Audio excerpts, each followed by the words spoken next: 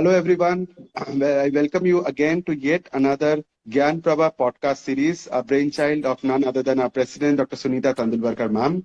It has been quite a commendable year, though this is the last month, but the number speaks for itself. This is the 325th episode of Gyan Prabha that we have done, one every day that has been done 8 p.m. onwards. Thank you so much, ma'am, for giving the chairpersons the opportunity, and me, the chairperson of the Public Awareness Committee. This is my last podcast. Thank you for giving me the opportunities, ma'am, throughout the year and for all the work that you have given me over the year, ma'am. I welcome you to this platform and I request you to say a few words of blessings to everyone present over here.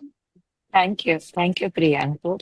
And thank you, all my committee chairperson. I need to thank you for this year because this amazing job of reaching to 325 podcasts in just 325 days is a dream come true only because of the commitment and dedication of all of you. Priyanku, you have always brought a fantastic faculty, very useful podcast. The way you lead, these are our future leaders, Amrita. Chairpersons are the one who over the period can become the president of an organization. And I thought, let me give them a free hand of dedicating 1 hour completely, choosing the faculty, taking their interview.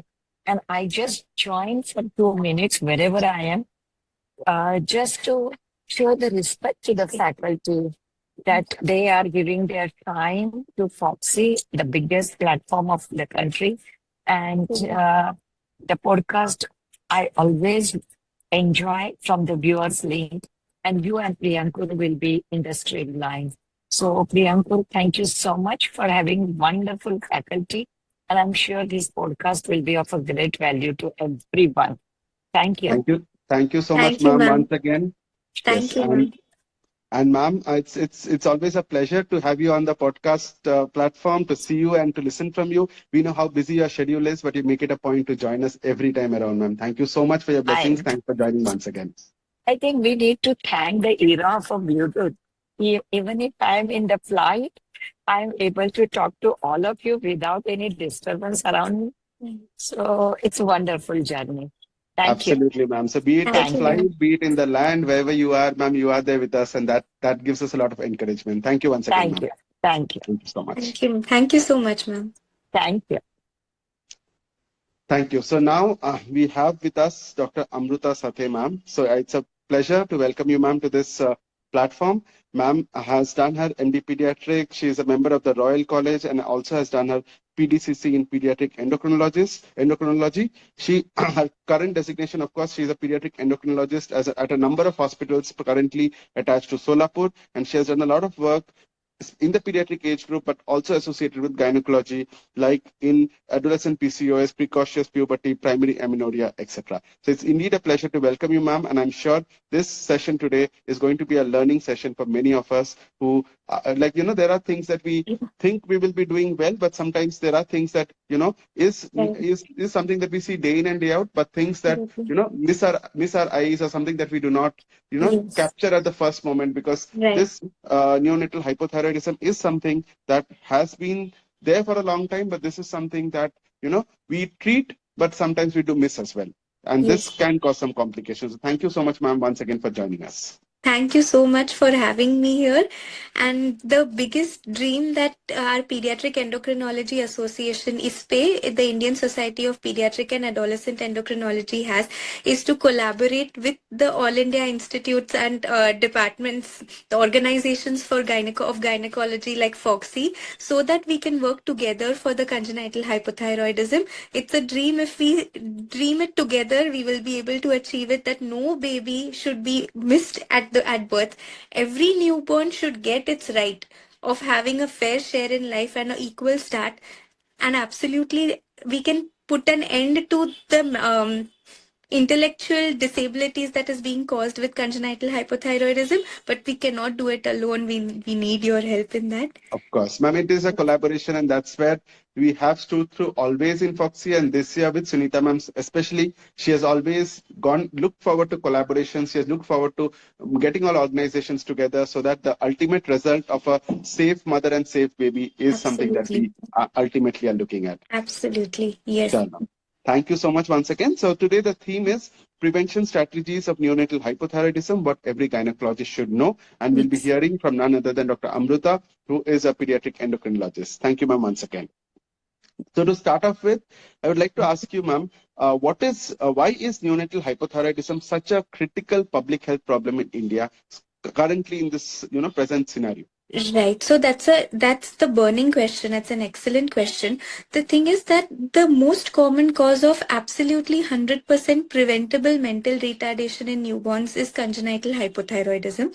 And the means, the technology to detect it is feasible to us now, even in low to middle income countries with poor resource limited settings. A simple TSH based assay is all we need to prevent a child from developing lifelong neurodevelopmental delays. So that is why congenital hypothyroidism screening is the burning topic and currently in India. So that ideally newborn screening should be done for many conditions, 6 to be sure, which are life threatening, but of which the prevalence of congenital hypothyroidism is so high that even in India 1 is to 2000 is the incidence rate, and worldwide 1 is to 3000. So in India it is even more. And worldwide, even today, despite having such developed countries like US, UK, Russia, there are still 30% newborns who are not screened worldwide. And 30% are only screened worldwide. And in India, in the entire country, only 3% are screened at birth. Very, That is very a sad and surprising. very dismal number. But we are sure that with help, by collaborating with multiple organizations, with IAP, with Fogsi, we can definitely increase the numbers to making only 3% not screened. Perfect. Absolutely. That's what I think we should be dreaming for, and that should be our goal, maybe 2030 or something of that sort is what we Absolutely. can look at. Ma'am, neonatal hypothyroidism screening is something that we definitely are looking forward to. But what is your take on maternal hypothyroidism screening? And what is your take on treating this maternal hypothyroidism? Because it's a known fact that untreated maternal hypothyroidism and sometimes hyperthyroidism can lead to neonatal complications as Absolutely. well. Absolutely. So, maternal hypothyroidism is very essential to be screened. And there is also the hyperthyrotropinemia of pregnancy. So, the baseline TSH in pregnancy tends to be a little higher. So, normally as endocrinologists, we take our TSH cutoff to be 10 or more. And if it is between 6 to 10 with a documented low FT4 or a low total T4, that is when we treat. I mean, these are the cases we should absolutely not miss. So it is not always feasible to do a complete TFT for financial reasons, but in case we are able to even do a TSH and it comes in between 6 to 10, at that time if we are able to do a complete thyroid function test, it would be better. But if it is more than 10, we don't even need to do the complete thyroid function test. We should definitely start the mother on thyroxine replacement, because it will spare the developing neonatal brain from any damage. That LT4, that is levothyroxine, given to the mother in gestation, will really help the baby's brain development intrauterine. Perfect. So, ma'am, we as obstetricians, for us, the cutoff ranges were a little different. But Okay. I do also do understand that ITS, that is the Indian Thyroid Society, they have Yes. given a cutoff, they have given a guidelines, which is again a little different. Like currently, what we follow is in the first trimester, if the TSH level is less than 2.5, Okay. we if TSH level is less than 2.5, that's considered to be normal. If it is more than 2.5, we start treating the patient with low dose of levothyroxine.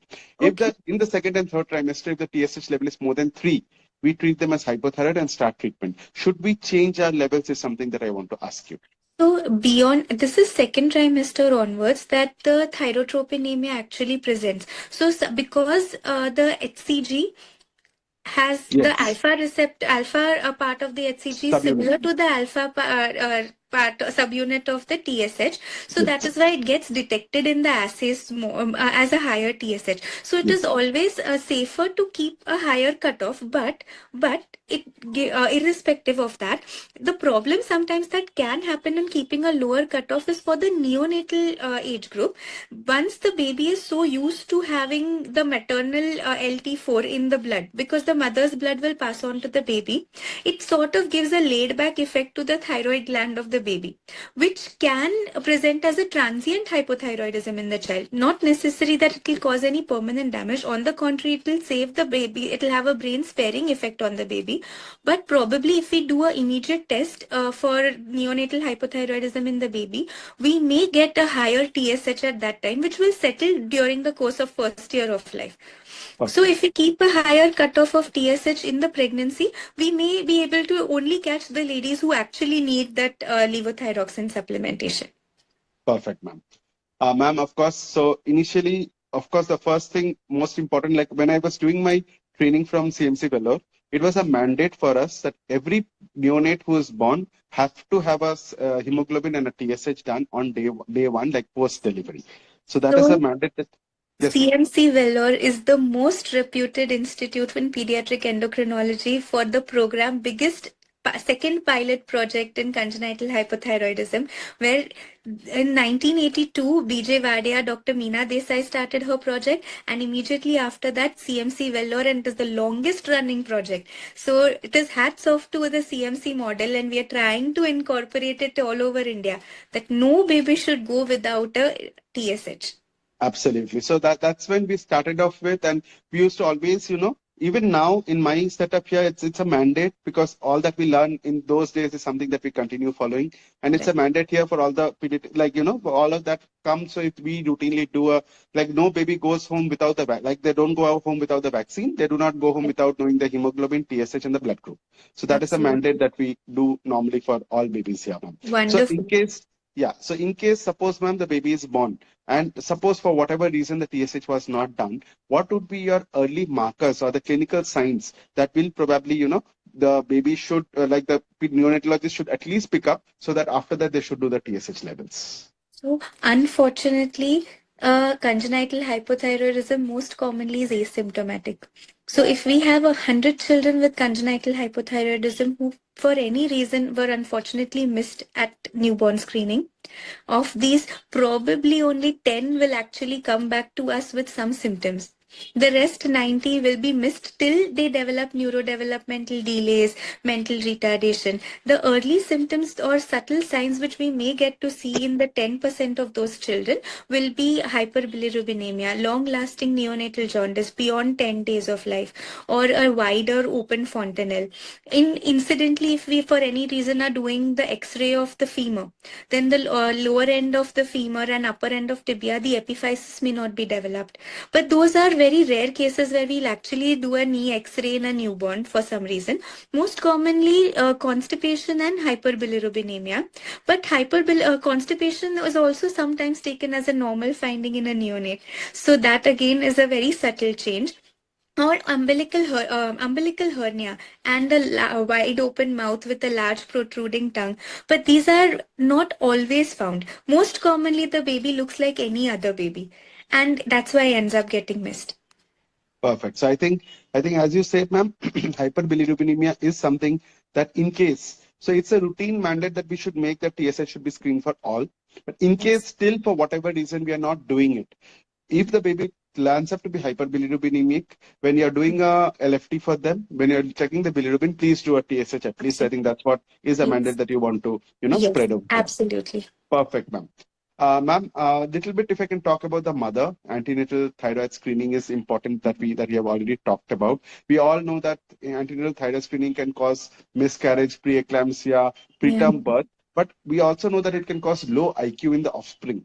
Can you tell us a little bit about the pathophysiology which comes into the picture regarding hypothyroidism and the brain developmental problems that comes in? So actually, it is mainly to do with the hypothalamic, pituitary and thyroid axis. So there can be a defect in two places in the axis. The most common one is the primary one, where the thyroid gland is defective either structurally or functionally, in which case it is not producing the thyroxine. As a negative feedback is low, the TSH goes on increasing, which is produced by the pituitary. The second, and we could say a more subtle more subtle presentation of congenital hypothyroidism is the central one, where the thyroid gland is normal. So the TSH is not necessarily raised. On the contrary, the TSH is always low normal because the pituitary is not functioning properly. But in this case also, the thyroxine, the T4 will always be low because there is no signal to the thyroid gland. So the thyroxine, which is the LT4, the T4, that is the most important hormone for neurodevelopment. A baby growing in utero, we follow the ICP model, that is infancy, childhood, puberty model. In the Yeah. infancy and intrauterine age group, thyroxine hormone and insulin-like growth factor and insulin are the main hormones required for development of the baby, of which the neurodevelopment and functional development of the organs all depend on thyroxine. The Okay. growth of the organs depend on the insulin-like growth factor and insulin, which is why our GDM mothers tend to have macrosomic babies because they have more glucose in the baby's system, leading to more insulin production by the baby. So the babies are bigger. So these three hormones are the main ones responsible in the intrauterine and infancy period, of which if for any reason the baby doesn't get the thyroxine, the neuronal signaling and synapses are not formed, which is why it is a permanent damage which stays on later also. Perfect. So I think the important message over here is it is a permanent, excuse me, it is a permanent damage. And this is something that we need to definitely now look forward to and take a call on so that we can try and prevent it. Now, ma'am, as you said, especially suppose in cases of GDM, gestational diabetes, when we are giving insulin to the mother, etc., the babies later on has a chance of rebound hypoglycemia. Yes. Right? That is Yes. something that happens. So in this case of thyroid, suppose the mother is already on levothyroxine, they're taking suppose 50 micrograms, 100 micrograms. So is there any rebound phenomenon that happens in the baby which can affect the thyroid function after birth? Not rebound, but transient hypothyroidism may be detected in the babies also. So the cause can be not just the levothyroxine which we are giving, but the antibodies in the mother. So if the TSH is high enough to cross the hypothyrotropinemia, it is most likely because of the antibodies in the mother. So these antibodies cross over to the baby, and as we know that they are mostly IgG. So the life is around 120 days. So beyond those 3 months, the chances of the residual effect being in the baby are less. But in the first 3 months, definitely the baby can have transient hypothyroidism. Great, ma'am. Thank you so much. So, ma'am, you said we should do a universal and screening for thyroid that should be done for all the babies in India. So what is the schedule that you recommend? One, I believe, is at birth. Now you say that 3 months is a transient period. So do you also recommend one again at the end of the third month or something? So, what we normally practice is initially we had two options. One was to screen in cord blood, and one was between 48 to 72 hours of life. So, currently, as of 2025, we are trying to promote the cord blood more because it is easy. And that too cord blood with the direct serum sample, not a dried blood spot test. Like we use the Guthrie's card for other newborn screening. We are trying to go away from the Guthrie's card test, and prefer to take a cord blood sample, directly serum sample in a plain bulb, because what we have noticed is even in the remote areas in the villages, a simple TSH lab test is currently available now. So if we do it at the cord blood, the TSH surge that we get 30 minutes after birth, because TSH is also like an acute phase reactant, the stress hormone, it increases in stress. So we bypass that TSH surge. And by doing a cord blood sampling, we definitely don't miss any baby, even if the parents ask for early discharge in a normal delivery. So we prefer cord blood now. However, only cases where we do want a second screen is if the first screen was normal, but we are suspecting for any reason that the second screen may be positive, that is in a sick newborn, a premature baby. Because in premature babies, we don't have data as to how much the surge will be, when the surge will be. the only thing we do know for sure is that delivery is a stress and that will increase TSH. But at what gestational age, how much the TSH surge will be, we are unaware. So we take their report with a pinch of salt, and then or if it's a sick baby or it's a twin gestation. So even in twin gestations, we don't have exact cutoffs at birth. So in all these babies at 2 weeks of life, more than 3 months, we do a repeat screen in these three groups at 2 weeks of life so that we don't miss out. Perfect, ma'am. Perfect. So beautifully explained, ma'am. Thank you so much. I'm sure it's giving a lot of insights to us obstetricians who can pass it on to in the setup definitely to the neonatologists who attend there. So, ma'am, suppose there's a mother who is hypothyroidism and has got a thyroid antibodies which is positive, TPO positive. So, how do you look forward to the neonatal screening in this baby, and how do you look forward to treating this baby in case if it's required? So the odds of the baby having hypothyroidism, transient at least, are very high because the TPO antibodies will definitely cross over to the baby. But the percentage of TPO crossing over to the baby and the effect it will have is unknown. So we will definitely screen, especially all the mothers who are on thyroxine replacement, as well as all the mothers who are suffering from Graves' disease or hyperthyroidism, because even their antibodies, the TRAB antibodies, TRAB antibodies, sometimes they have a stimulatory effect on the mother but a suppressant effect on the baby. So Okay. it is not necessary that because the mother had hypothyroidism, the baby will always have hyper. Baby can have hyper or hypo. So these mothers are the ones we must never miss under any circumstances. We will do a cord blood for these babies based on the TSH value in the cord blood. If the TSH is more than 40, we will definitely start thyroxine and at the same time take a sample for a complete thyroid function test for the baby. That is prior Between to starting the medication. Prior to starting the medication, but we'll not delay the medication if there is any need, like a constraint for collecting sample. TSH more than 40 in a full-term baby at delivery in cord blood is definitely an indication for starting as soon as possible.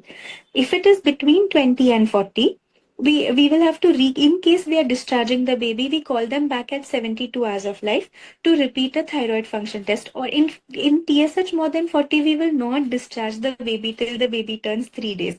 We'll have to delay the discharge. So in those conditions, Is that to look at hyperbilirubinemia, or are we looking at something else as well? no, that is to ensure that the baby has started the thyroxine right in front of us. The medication. And they are the medication.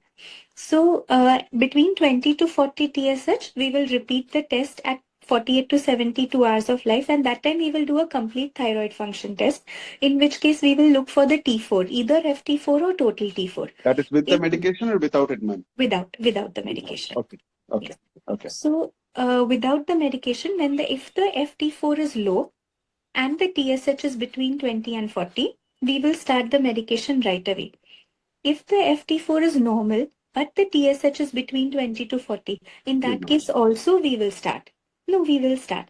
If if this repeat venous sample TSH in the total thyroid function test is less than 20, however, on day 3 of life, actually anything within 2 weeks of life, in an ideal scenario on day 3 of life, and the FT4 or total T4 is also normal, we don't need to start the baby on any treatment.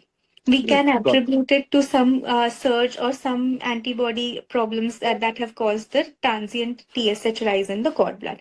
So only a cord blood of more than 40, we may outrightly start also if for any constraint we are unable to recheck the total TFT levels. But between 20 to 40, a second whole TFT is definitely essential. Great. So, ma'am, next I would like to ask you regarding the hypo and hyper. So, which one do you think is more deterrent to the baby's outcome? Is it untreated hypo or untreated hyperthyroidism? Both are bad, but which is worse? So that depends on the long-term and short-term outcomes. So for a untreated hyper, in a short term, it has a very poor outcome because they will have failure to thrive, tachycardia, not settling. And usually these are the babies who end up becoming very gravely septic, and we may lose the child in a short term itself. The hypothyroidism babies have a very poor long-term outcome. They will not become critical anytime soon. But they will most likely come to us at 9 months of age for no head holding, not recognizing mother. Or sometimes they may even miss that, but child is not getting up and walking at 1 year of age or has developed Delayed torticollis. milestones. Yes, Delayed milestones maybe. yes, Okay. Okay, ma'am. So both are, but short term, it's more of the hyper, and hypo yes, is long term, and that's why we need to definitely screen so that we don't yes, miss yes. it. Great, ma'am. Sure. Ma'am, so as you said, with TPO antibodies positive, there is a chance, and definitely we need to look at screening them. Ma'am, what is your take on maternal and autoimmune diseases like SLE or APLA, etc.? What is your take on them correlating with the thyroid in the baby or causing complications in the baby? So usually, autoimmune conditions they run as a group. So even in otherwise in children, we see when they are affected by one autoimmune condition, sooner or later the other autoimmune conditions do set up. Even in the autoimmune polyendocrinopathy conditions. So similarly, if a mother is having reasons to suspect other autoimmune conditions like APLA or SLE, definitely all the more they form the high risk group for checking out for the congenital hypothyroidism. In fact, in them up maybe we can take a lower cutoff of TSH even in the ANC period, because Okay, we will not be able to detect whether this is just the effect of the HCG on the mother or whether she is developing the autoimmune hypothyroidism now. got it. Got it. So basically, we have to be on a on a war footing, and we need to catch them early, and we need to Yes. be a little more vigilant on what we are doing. So, ma'am, as you said, I think the ideal time of neonatal screening, you said that we have shifted to the cord blood that we are doing, and then we need to Yes. repeat it probably at 48 to 72 hours if there is the level is the cutoff is like between 20 to 40. Or there's something that Yes. we want to Yes. look at. So, Yes. TSH cutoff you have said, ma'am, but then can you just once more, if you don't mind, repeat it? TSH Yes. 40 is very clear. More than TSH 40, we are starting off with medication. Yes. TSH 20 to 40 is a gray zone. So can you just Yes. once more give Yes. a I little will. bit of a Yes. yes. So we follow a simple flow chart with the cord blood TSH between 20 to 40. At 48 to 72 hours of life, we check a venous sample for thyroid function tests, either free T4 TSH or total T4 TSH, in which case, if the TSH in this repeat sample is more than 20, whether again more than 20, whether the FT4 or total T4 is low or normal, we will consider it as hypothyroidism and start treatment. Okay. If, however, this TSH is less than 20 in the repeat sample, but we have a low T4 or free T4 or total T4. So the cutoff for total T4 is less than 10 microgram per DL and free T4 less than 1.17 nanogram per DL. So the lab cutoffs are usually mentioned on the report, so we don't need to rote learn that. But any FT4 or T4 which is low with the TSH even less than 20, we will consider as hypothyroidism and start replacement.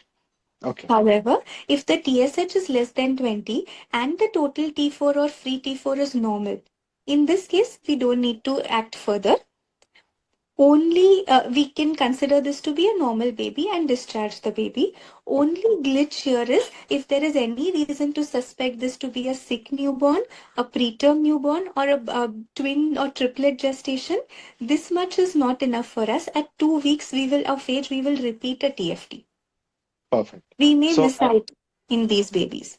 perfect. So as you said, ma'am, TSH of less than 20, and if we have a normal FT4 or a total T4, we do not need to start the treatment at that point Yes. of time. Great. Makes Yes. sense, ma'am. Now, ma'am, can you just highlight a little bit about which one do you prefer? Is it a free T4 or is it a total T4? Or is there any difference in the cost factor as well? That is something that also we want to know. Yes, there is a difference in the cost factor. So free T4 is for all theoretical purposes a better assay, because we rule out or we overcome any problems associated with thyroglobulin deficiency or excess, any hypoalbuminemia, hypoproteinemia, which may affect the total T4 level, will be eliminated in a free T4. However, given the fact that we live in a low to middle income country, For other peripheral areas, a free T4 assay costs around, in a standard lab, 850 to 900 rupees, whereas the total T4 costs around 500 rupees. So, if for affording families, definitely we will go for a free T4 assay. But when we have to make a universally available and acceptable Yes. test, we can take the total T4 assay as well. Perfect. So I think similar to what works for us as well. Like it's the expense factor that comes into play. But free Yes. T4, yes, is better. But Yes. sometimes when the patient is not affording, we do off with only a TSH as well. But Yes. total T4 is something that if we have is better off. Sure, ma'am. Yes. Now, ma'am, you did mention about preterm babies. Now, Yes. in preterm babies, suppose the baby is delivering somewhere around 33, 34 weeks, we tend to give steroids to them. So does this steroid by any way mask congenital hypothyroidism in the baby?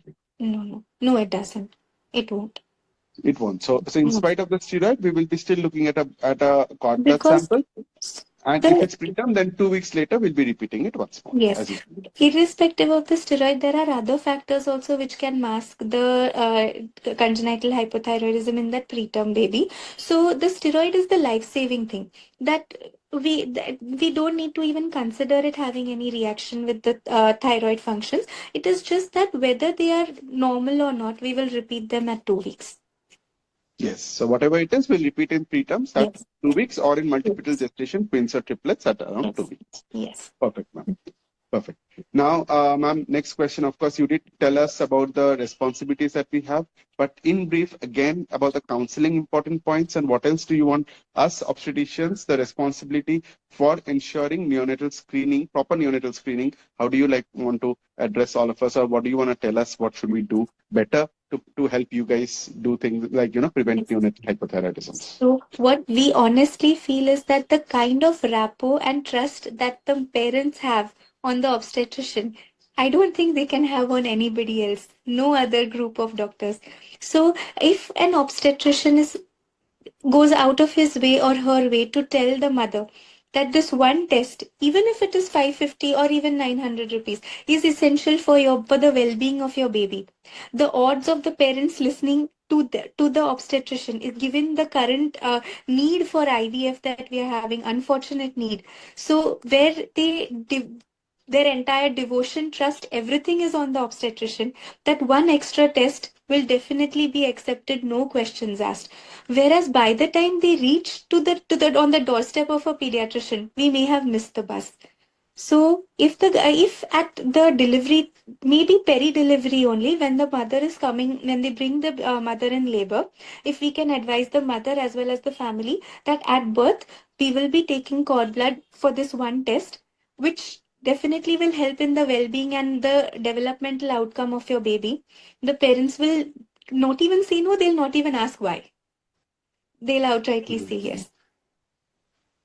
Perfect. So I think that is a definitely important counseling point that we should look forward to. And of course, this should be included, I guess, in the discharge checklist itself, that whether the baby's TSH, hemoglobin, and blood group is done or not, and that should be definitely something that we should look forward to in addition to the vaccination that we do in the hospital. Absolutely. So, ma'am, you talked about the long-term consequences of hypothyroidism. Now, how, how late, what is our, where should we say that we have missed the bus? Like, how late should we say that we have missed the bus? Suppose it's a congenital hypothyroidism case, we have not done anything. How late should we say that we have missed the bus, and after this, there are going to be complications? So currently, there are two ongoing multi-center studies internationally correlating the IQ scales of infants with the congenital hypothyroidism, that is the TSH levels at different age groups. So the results we are yet to disclose, but what we know as of now is that we universally take up to 14 days of birth, first 14 days of life, as the maximum gap we can give before we start thyroxine in any child who needs it. Unfortunately, however, if we have missed it and detected it at a later age, probably this is just a guess. I will not be able to quote literature because we are yet to get the references for that. Up to 1.5 month, we may salvage the IQ, but definitely it will be lower than a child who is detected at birth. However, it may not be as grossly affected as a child who is detected at 6 months, 8 months. Get it. So basically, I think another take-home message for us is this is important that, it's best to detect within 2 weeks, as you said. Start Yes, treatment within 2 weeks. That gives you the best yes, result. But in spite of that, whenever you diagnose it, start the treatment because that will at least do some salvation rather than, completely not absolutely. doing anything. So that's Yes, a perfect message, ma'am. Like that's something similar to the RH negative for us as well. Like, yes. detect it and give the injection within Mhm. 3 days is the best. But in case if you haven't, give it at any point of time when you find out that the baby's blood group is positive. I think that is Absolutely. something that we should Absolutely. look forward to. Perfect, Yes. ma'am.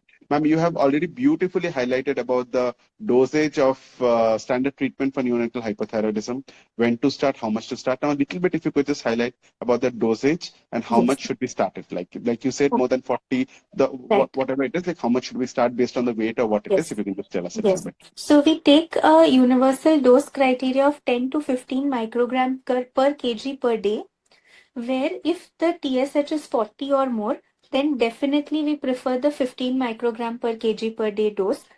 The problem that sometimes we see the pediatricians or obstetricians feel is that the dose comes up to something like 37.5. So we needn't worry. We have tablets available of 12.5, 37.5, Yes. 62.5. So rather This is than the of same adult tablet, right? Or is it a yes, different tablet it's for the the babies? same. Same thing. Unfortunately, same. We hope someday to have liquid preparations, but for now we don't have. Internationally, we don't have. So we are using the same tablet. Only what we need to tell them is that it needs to be crushed, not mixed with a large amount of mother's blood, just mother's milk, sorry. Milk.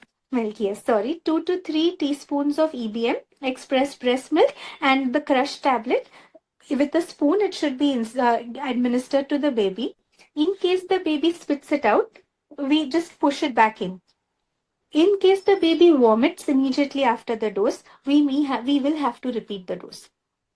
Okay, perfect. So 10 or 15, as you said, we Yes, need to start for the baby and we need to crush the tablet, like, per kg body weight, of course. We yes, need to crush the dose and we need to put it in the express breast milk and we need to yes. put it in the baby's mouth. If the baby vomits it out, then we might have to repeat the dose. So Repeat how it. long after the dosage is, like, suppose like for us for GTT, doing a GTT, if the mother vomits after half an hour, we do not Mhm. repeat it, we take the blood sample. So Right. so do you have like a time duration like 5 minutes or? We, we don't have a time duration, but we usually tell them within 10-15 minutes if your child Okay. vomits Yes. immediately. That is the Yes. time Then you'll we repeat. repeat the Otherwise, dose. it Yes, otherwise it's okay. otherwise we 15 need minutes to not. 30 minutes. It's Yes, fine. yes, It sometimes, ma'am, it's quite surprising. Sometimes there are in our groups. This podcast I'm sure is going to help a group of people who is not to be encouraged much. But again, I'm sure it's going to help them because there are like, yeah, I'm from Siliguri, so it's like, it's one of those places which is little bit in the periphery. Some of the obstetricians still, for some reason, I don't know what, do not have neonatologists or pediatricians in the OT. that's So they unfortunate. manage their own child, they manage Yeah. the baby on their own. So this is, I think, a very important message to them. Like, in case if you're doing it, Yes, do not cause a damage to the baby. absolutely. Yeah, so it's best Absolutely. to have the neonatologist, of course, and I'm sure they're going to know it. But then, for us also to know it, because the thing is, Right. if you are there alone, you should not be the one who should cause any harm to the Yes. baby. That is something that we definitely should look forward to. Yes. So, ma'am, children, when treated, they can, of course, lead a normal life, as you said. But in case, Absolutely. suppose it has not been treated, suppose they have developed some bit of CNS delays or delayed milestones, etc. So, what is Mhm. the salvation that you look at? I mean, of course, start treatment with thyroid medications. Apart from that, what are you looking at? So we do obviously start with the thyroxine. Apart from that, we need to our target in those children will be to see how much of catch-up development we can get in those children, as well as the growth of the child. Because definitely, if for long-standing congenital hypothyroidism has been missed for a long time, in that case, the growth definitely will be restricted. Because many times even the epiphyses don't develop if there is long-standing lack of thyroxine in the body.